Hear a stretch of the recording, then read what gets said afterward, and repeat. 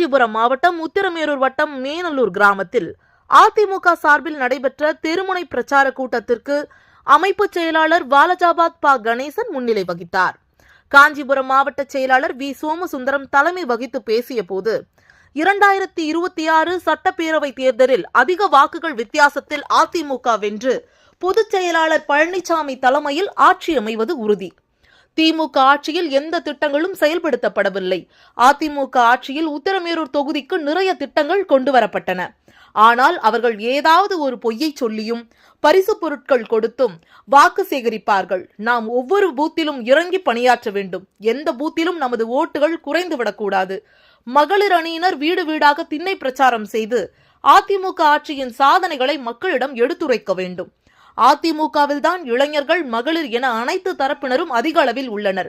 இன்றைய சூழலில் எதிரிகளை குறைத்து மதிப்பிடக்கூடாது. நமது தேர்தல் பணிகளை நாம் சிறப்பாகவும் தெளிவாகவும் செய்ய வேண்டும். ஒவ்வொரு தொகுதியிலும் நாம் அதிக வாக்குகள் வித்தியாசத்தில் வெற்றி பெறுவது முக்கியம். ஊழல் ஆட்சி செய்து வரும் திமுகவினரை பார்க்கும் பொழுது எந்த வேலையும் செய்யாதது போல் இருப்பார்கள். ஆனால் அவர்கள் எல்லா வேலையும் செய்து கொண்டிருப்பார்கள். எனவே நாம் அனைத்து நிர்வாகிகளும் பொறுப்பாளர்கள் களத்தில் இறங்கி மக்கள் பணியாற்ற வேண்டும்.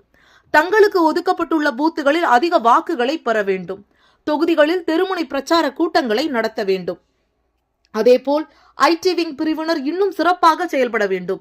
எதிரியை எந்த காலத்திலும் நாம் முந்தவிடக்கூடாது. அந்த வேகத்தில் நாம் வேலை செய்ய வேண்டும் என்று மாவட்ட செயலாளர் சோமசுந்தரம் பேசினார்.